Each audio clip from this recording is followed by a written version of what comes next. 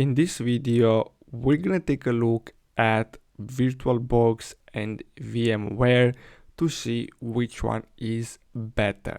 So I have here a list with the difference between these two.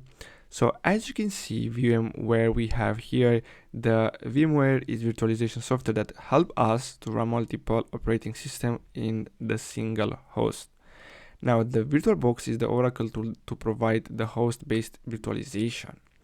The VirtualBox is used for educational and private purposes, and here the VMware is used for enterprise and home purposes. Now, here we have a list. So as you can see, we have the license that is going to be $80, and it's going to be the same for VirtualBox. Now, on VMware, we can run Linux, Windows, and Mac OS. And on VirtualBox, we can also run Solaris. So if you need Solaris, go with VirtualBox. And the thing about VirtualBox is that it's an open source tool, so you can see the code, you can change it, and much more.